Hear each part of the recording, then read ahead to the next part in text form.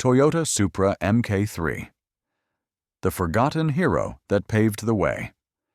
Before the roaring 2JZ, before the silver screen glamour, before the Fast and the Furious era, there was the Toyota Supra MK3. A car that sits silently in the shadow of its younger, more famous sibling, but one that laid the foundation of a legacy that would shake the world of Japanese performance. This is the story of the A70 Supra, a misunderstood, often overlooked, but undeniably important chapter in automotive history. Launched in 1986, the MK3 represented a major evolution for the Supra name. It was no longer tied to the Celica. For the first time, Supra was its own standalone model, a grand touring sports car built with a blend of luxury, technology, and high-speed capability. The world was changing, and Toyota wanted to prove it could go toe-to-toe with the best from Europe and Japan alike. The design was a bold departure. Gone were the compact proportions of the Celica Supra. In came a sleek, long-nosed coupe with angular lines, pop-up headlights, and a wide, planted stance. It wasn't flashy. It was deliberate. It gave off the quiet confidence of a machine that didn't need to shout to be taken seriously. Underneath that sculpted body lived a host of technological innovations. The MK3 offered independent double wishbone suspension on all four corners, optional electronically modulated suspension, four-wheel disc brakes, and available anti-lock braking. Features unheard of in most affordable sports cars of the time. The Supra wasn't just about straight-line speed. It was about control, balance, and sophistication. But let's talk power. The MK3 came with several engine choices, including naturally aspirated 2.0-liter and 3.0-liter inline-sixes in various markets. But it was the 7M a 3.0-liter turbocharged inline-six that stole the show. Pushing out 232 horsepower and 240 pound-feet of torque, it was Toyota's answer to the turbo wars brewing in the late 1980s.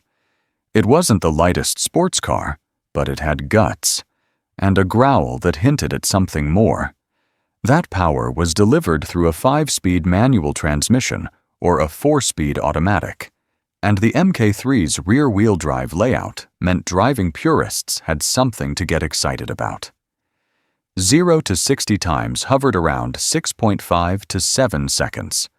Respectable for the era, especially considering the car's nearly 3,500-pound curb weight. It wasn't the quickest in the pack, but it delivered its performance with grace. One of the MK3's defining traits was its dual identity. On one hand, it was a GT car, long, comfortable, and stable at high speeds. On the other, it had the DNA of a street fighter. Take off the removable targa top on a summer night, fire up the turbo, and hit the mountain roads. The MK3 transformed. It was a car that lived for the in-between. Not quite a raw sports car, but not a soft luxury cruiser either. Inside, the MK3 was futuristic for its time. Digital gauge clusters, advanced climate control, power accessories, leather seats, even an optional subwoofer. It was built to impress, and it succeeded. This wasn't just a car for street racing. It was a machine you could drive across the country in and arrive looking and feeling fresh. But all legends have their flaws, and the MK3 had one big Achilles heel: the head gasket. The 7M was notorious for blowing head gaskets due to improperly torqued bolts from the factory. It led to many engine failures and gave the MK3 a reputation for unreliability. But to the enthusiasts, this was simply a challenge, not a curse. Fix the torque, upgrade the gasket, and the engine was ready to take far more abuse than stock. In fact, built 7 million engines today can handle 500-plus horsepower without breaking a sweat. And let's find out in the comments how you like this car. As the 1980s gave way to the 90s, the competition got tougher. Nissan was pushing the Z32300ZX. Mazda had evolved the RX-7 into a twin-rotor beast. Even Mitsubishi had the turbocharged Starion, and later the 3000 GT. The MK3 was never quite the flashiest or the fastest, but it was consistent, reliable, once sorted, and always elegant. Still, the world was moving fast, and in 1993, the MK4 Supra burst onto the scene. With its curvy body, advanced aerodynamics, and the twin-turbo 2JZ GTE, the spotlight shifted. The MK4 was the new king. The MK3 quietly faded into the background, but it never truly disappeared. In recent years, the MK3 has experienced a renaissance. JDM fans who once dismissed it have begun to understand its charm.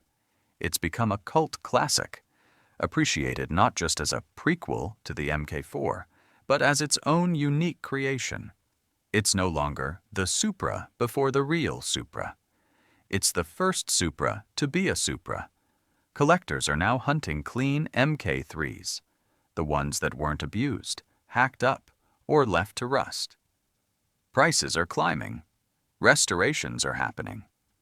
Forums like Supramania and MK3 Facebook groups are thriving again. Why? Because the MK3 offers something modern cars can't. Pure, analog joy. And then there's the tuning scene. While some owners keep their A70s stock, others transform them into monsters. 1JZ swaps, 2JZ swaps, even V8 conversions have turned humble MK3s into 1,000 horsepower street weapons. The chassis is strong, the body timeless, and the potential nearly limitless. And yet, even with all its performance potential, what draws people to the MK3 isn't just speed, it's character. The way the turbo spools up slowly, like it's taking a deep breath before screaming. The click of the pop-up headlights. The soft whir of the digital dash coming to life. The sensation of controlling a machine that doesn't filter the world through 50 sensors. It's you, the road, and the car. In Motorsport, the MK3 had its own moments too. It participated in various endurance events, time trials, and domestic racing series in Japan. Though it wasn't as dominant as some rivals, it earned respect for its durability and balance, traits crucial in long-distance competition. In video games, the MK3 rarely took center stage, but it made appearances. From Gran Turismo to Forza, offering players a chance to experience this underrated beast in digital form. In the right hands, it could outperform expectations, just like in real life. There's also the cultural angle. In Japan, the MK3 became a favorite of tuners who wanted something different from the Skyline crowd. It was seen as a more elegant, refined choice, a car for the driver who didn't need to prove anything to anyone. In the US, it was the cool kid that never bragged. It had presence, but didn't need to scream for attention.